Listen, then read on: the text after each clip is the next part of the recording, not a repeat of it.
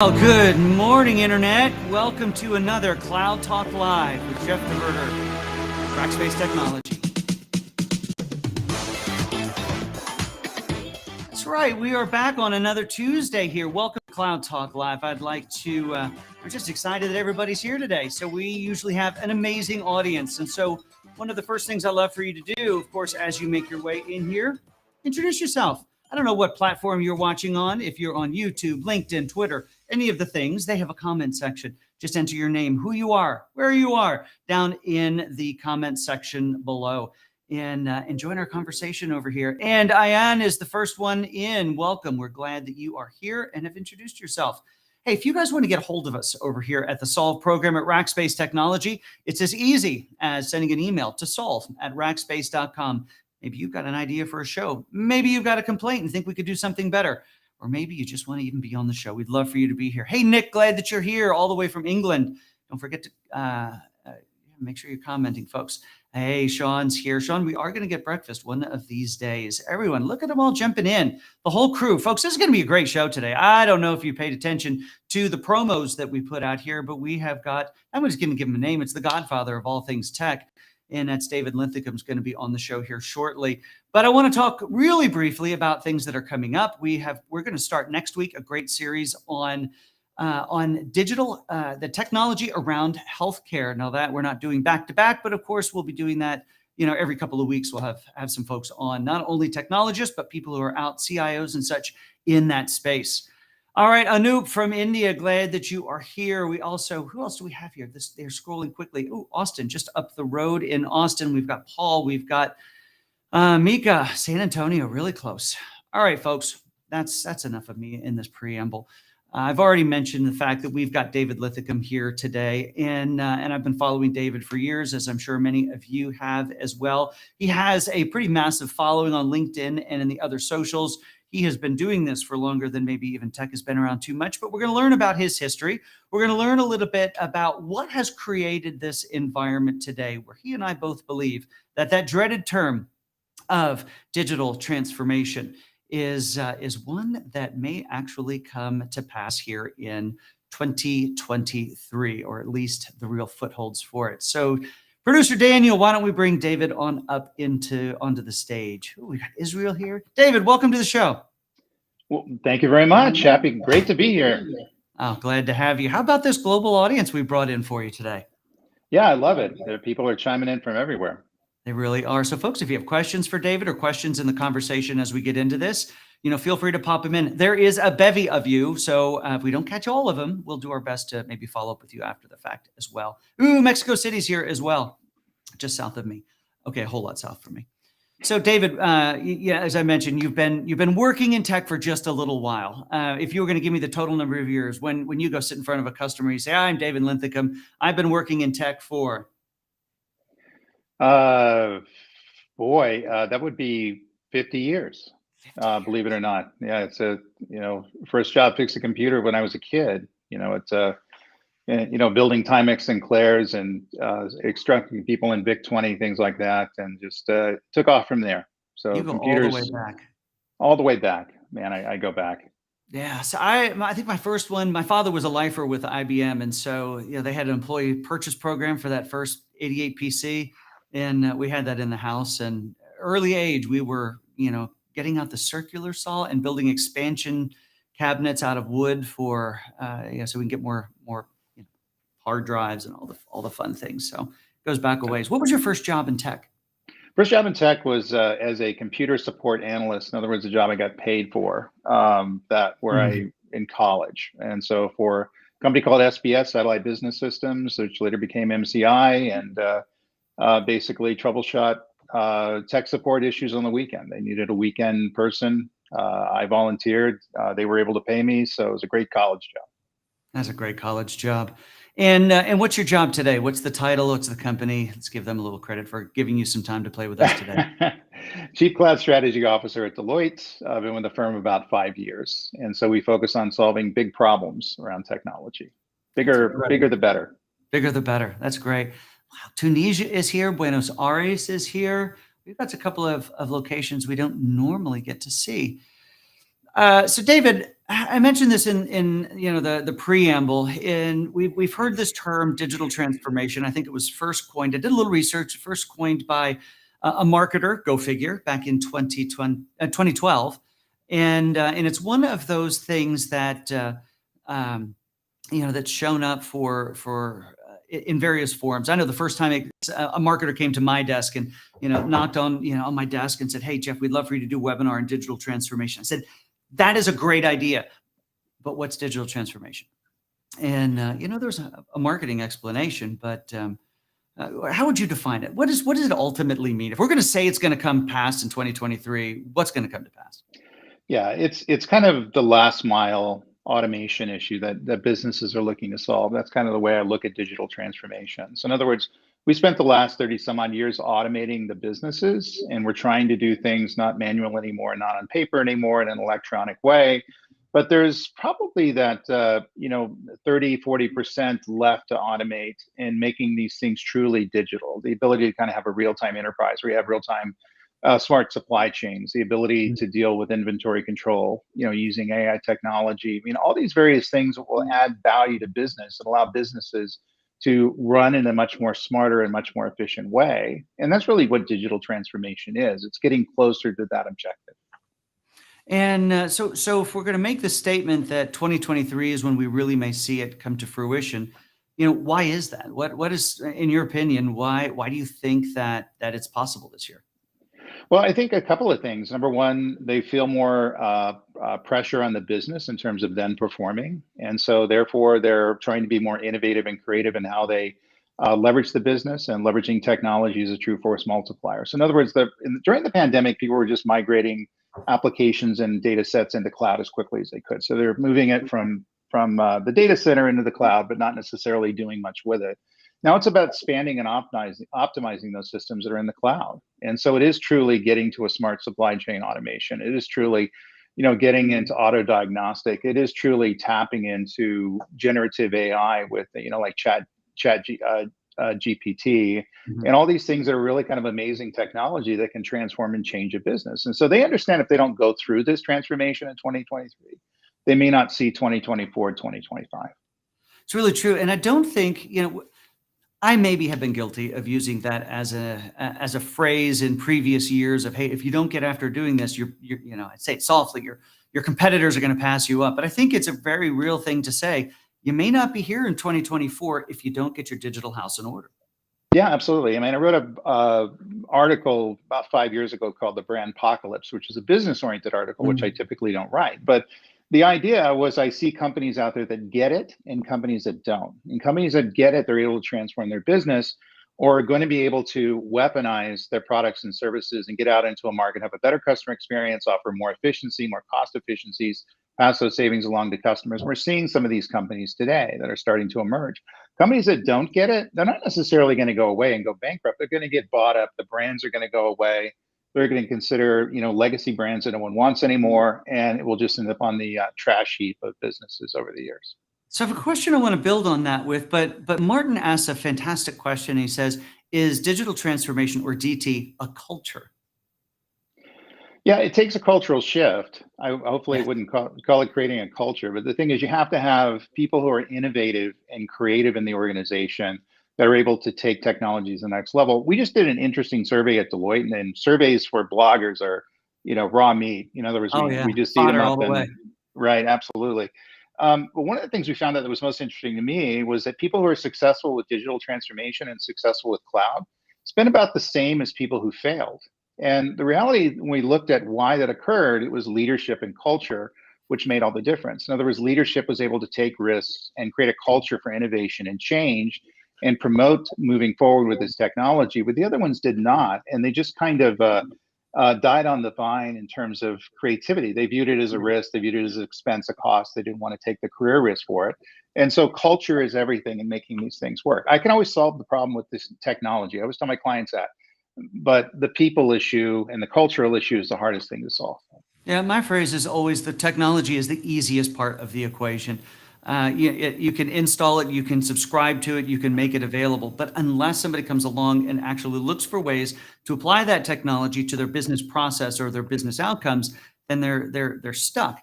Now, a second ago, you were talking about how we were having the conversation that if people don't get after this in 2023, they may not be here next year. Now, because technology is a way, a force multiplier, a way to move faster, better, cheaper, more innovative.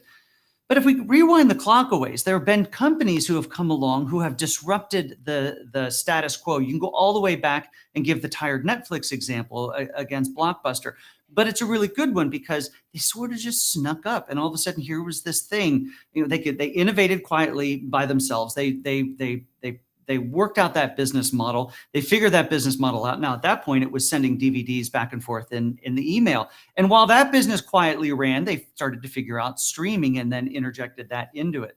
Now, that was a good and a cautious way to go about it because there wasn't a strong push to how can I go and disrupt the world's biggest companies. But right now, every company has to approach this. This isn't a one or two or three industry or companies inside of those industries sort of a situation. It's every industry on the globe. If you don't figure out how to handle this thing in a digital construct to provide your goods or services, you really may not be here next year. Absolutely. I mean, it can be a logging company, it can be a pharmaceutical company. We saw a lot of the, kind of net new businesses, video being one, the Netflix example and the Uber example, and and there's some other examples today. But now it's getting into more traditional businesses. It's getting into pharmaceutical finance, the ability to do banking better, pharmaceutical delivery better, the ability to do food production better, the ability to do logging better. Believe it or not, there's a lot of digital enablement that's going on in the logging industry right now, which is revolutionizing their ability to reclaim wood and get forests back in producing in a more sustainable way, the ability to deal with water. And so it's basically everything that's part of our lives. There's always a way to take that business, to take that process, to take that utility to the next level. And you can think about technology as a way to do that. You just have to have people around that are able to say, why can't we do that better? What kind of technology can we leverage that is able to take us to the next level and make it happen? Have the political will, have the resources and the funding to go get it done. Well, David, this takes us back to the fact that we need a culture of innovation. We need individuals at the smallest level. Even I've made up a fictitious person. Her name is Betty. She works in accounting. She takes incoming invoices and she puts them into a spreadsheet that ultimately get loaded into a billing system. And it's a job that's been needed in every organization since time began. How do I get these invoices into the billing system so that it can be taken care of? Well, we know now that robotic RPA, or robotic process automation, is an amazing tool for helping to solve that problem. But it takes somebody with the eyes and the forethought to say, here's a tool that can be applied specifically to this business process to make Betty's job better. And now Betty can go from being this swivel chair employee to being an individual who can maybe learn these tools, who can become expert at Automation Anywhere or any other great tools that are out there, and now move from this hourly financial employee to a very well-paying salaried position, as a software developer, creating, these processes inside of RPA.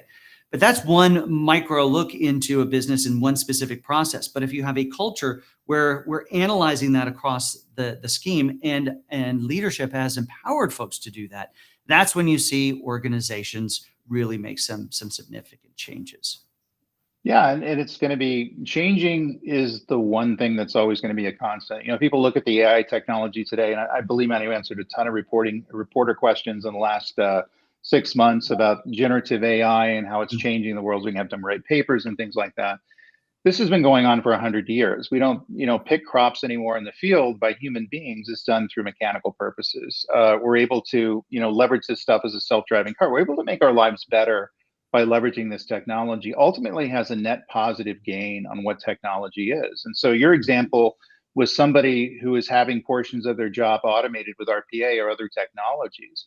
That's an opportunity for that person to do things that are more human rather than doing business work and information work. And so as human beings, we can have creative ideas. We can be very innovative, and we're really kind of geniuses in taking things to the next level. I'm just looking forward to a world where people aren't as focused with the mundane day-to-day tactical business needs and doing stuff that typically don't interest them and waiting for the clock to hit 5 o'clock so they can leave home. But they're doing things that are interesting, that they're passionate about, and they're working where they want to work, how they want to work, and with who they want to work. Well, and it's also not only is that creating that kind of job satisfaction that you're describing right there, but it's also the type of an employee that companies not only that they want to have, but that they have to have. Every single day, I think since January 1 rolled around, we've heard about massive layoffs, even inside and around the tech industry. But you know who's not getting laid off are the people who are making these types of transformations. The folks who are sitting around just doing what they've done as long as they've ever done it, they're probably the ones who aren't around anymore. Um, David, we have a really good question that I'd love for you to address. It's from Greg. Greg, thanks for putting it in here. By the way, also welcome from London, Mexico, and South Africa. Not sure I've had South Africa here before. And of course, Jody, I'm glad that you're here. But David asked the question. He says, "Do you recommend digital transformation training for programs provided by like BPM Institute, so Business Process Monitoring?" Yeah, I think people should understand what it is, but you have to remember it's a journey, ultimately not a destination. So, if somebody is promoting something, you want to know what digital transformation is? Well, it has 20 different components that you need to understand. And so if you're going to look at business process reengineering, other things like that, you need to understand how they exist in the context of what digital transformation is as a framework. And don't chase the marketing version of that. I think that's going to be a very hard thing to actually get value from. But chase the fact that the way that the thought leaders are defining what digital transformation is and your ability to kind of take it and put it in the right context for your business. I think that's the only way it is. It's one of those fancy words. It's almost like cloud computing. Cloud computing is a ubiquitous word that, okay, well, and I spent the first, 20 years ago, I was trying to explain to people what cloud computing is and what it's able to do. But the reality is it's just a collection of many different technologies that if we give it one generalized and kind of cool name. Digital transformation is really no different. And so all this kind of technology that really has the purpose of enabling business and taking business to the next level, leveraging technology as a digital force multiplier. And so it should be part of a discussion in any part of technology, because people are always going to know, what does data analytics mean for digital transformation? What does AI mean for digital transformation? What does cloud storage mean for digital transformation? You have to be able to answer those questions. Well, and before you made the comment that during COVID we spent so much time, my phrase has always been they've just been, shoveling their data out to the cloud as fast as possible so that people could be productive where they were working from. But that has created this scenario where we have, I think, the right ingredients for companies to really do this work and are doing this work. And it starts with the data. I mean, I mentioned robotic process automation. Robotic process automation, RPA, is useless if it doesn't have access to data sets and processes that are already in place so that it can interject itself into that scenario. So let's talk data for a second as a key contributor to or catalyst to digital transformation. I would argue that most companies of most sizes have got a watershed of data already out inside of the cloud to be useful. Now, what needs to happen to that data for it to, be in a position where RPA or other tools can really enable digital transformation at scale? Yeah, it needs to be in a state where it can be understood. So the problem with data right now is that there's typically no single source of truth within organizations in terms of how they're leveraging information and leveraging data. So they have data scattered everywhere. The people who own those data sets may understand what the meaning of the data sets are, but there's no common meaning that's really kind of understood among the enterprise data sets that are out there. And the problem with AI and RPA and all these other things out there, they're fed with data. Generative AI wouldn't know how to write a paper for you if they didn't have, billions of petabytes of information that flows into it. And the same with enterprises. So the fact of the matter is you should be getting your data house in order. And I don't think many enterprises are focusing on that. They're moving it around and modernizing systems and putting in the cloud, and they're putting data analytic systems on top of systems. They built data warehouses and data lakes and all these things that really, kind of provide some tactical analytical capabilities. But the thing is, having a true understanding and the ability to manage metadata in a way that's going to be useful to the people that consume it, it should be the highest priority right now if you're going to do digital transformation. I don't think anything can occur of significance until you're able to get that under control, or else you're going to build systems you're going to have to tear apart later because you have to go back and fix your data. And those systems are dependent on that data, and they're going to have to be augmented around the fixes that you make. You don't want to be that person. It's a foundation of a house that needs to be fixed first. I love that. And, I think to build on that, one of the other challenges that exists there is everything you just described as companies are looking at their data is that bottoms up approach. It's where IT leaders are comfortable. Hey, it's been a few years. Shouldn't we upgrade the systems that SQL's running on? And the like, as opposed to the top down view. And the top down view, not necessarily meaning from leadership, but from people who are saying, what is the art of the possible with my data set? Now, what has to happen to that data in order to get there? I oftentimes will start new programming projects, requirements gathering for whatever the project might be, is around what reports or what do you want to see in the end? Not what input screens, what data sets, let's define the schema, none of that stuff. What do you want to see in the end? Because that's going to define everything that needs to happen on the front side. It's going to dictate a lot of the technology choices. Yeah, I couldn't agree more. The thing is, if we have to know where we're going, all these other things come along for the ride. Core business process automation, the ability to understand how the data is going to come in there, policy rules and changes in how we do business. And it's foundational. Nothing that we're talking about is going to be possible unless we design the basics, the infrastructure, the processes, the logic, the business rules, governance systems, security systems, all sorts of ways in the right way before we build these systems on top of it. That's why I tell people to focus on the foundational stuff first. It's going to save you. Absolutely. Now, Martin asked a great question. You alluded to it a little bit in your last answer, and that is how important, feels like it's just a leading question, doesn't it? How important is cybersecurity in the DT journey? It's systemic. It's systemic to everything, and that kind of drives people crazy because we always like to say, okay, then we take all this big pile of stuff that we just built and hand it off to cybersecurity, and they have to figure out how to secure it. That can't work. You guys fix it. Yeah, it has to be built in systemically to all the applications and all the data and how you deal with policies and how you deal with encryption, or else unto itself, it's going to be unsecure no matter how much security you put on it. We can't layer security on top of systems and hope for the best. What we need to do is systemically build these systems so we're able to take them to the next level, and security is in essence built into the way in which we're storing data, the way in which we're running processes, the way in which we're defining business logic, the way in which we're executing policies. And if we do that, then security doesn't necessarily have to be something we reinvent every time we build a system, every time we build a process, every time we build an application.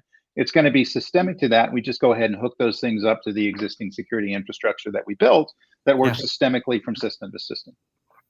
That's right. We've got to get away from this point where I often will say is security can't be that group back in building 102 that we try to never talk to, like the lawyers. We're talking to security or we're talking to the lawyers, something bad is going to or has happened.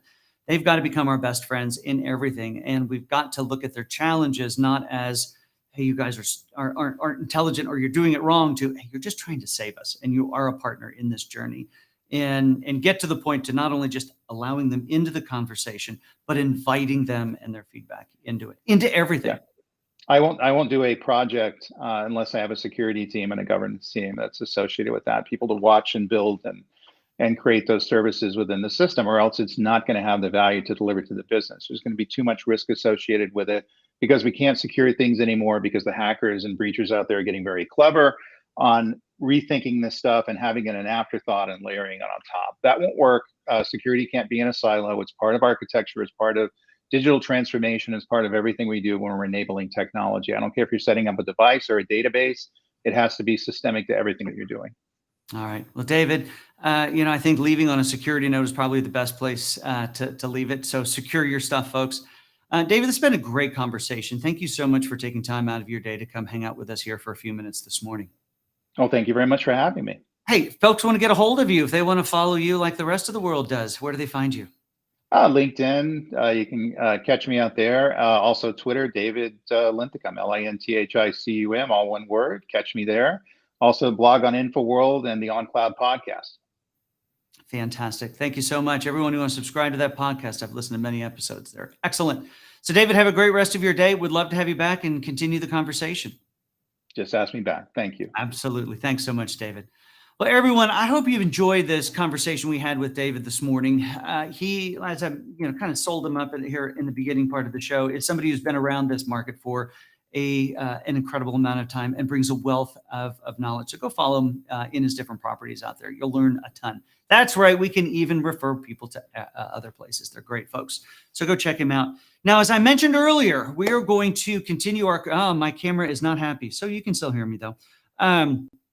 We are going to continue our conversation next week, but more specifically in and around the technology of healthcare. And specifically, we're going to start having a conversation around something that's been mandated by the government, and that's called price transparency. And that's all these health organizations here in the US now have to publish their prices. And apparently that's a hard thing for them. But we're going to start to unpack that a little bit. So everyone, I am so glad that you were here today. Thank you so much. We are back next Tuesday at 8:30 a.m. Central Time. And we look forward to seeing you then. Until then, I hope you have an amazing rest of your day, an amazing rest of your week. Feel free to reach out to us here at the Cloud Talk podcast and at solve@ragspace.com. Have a great day, everybody.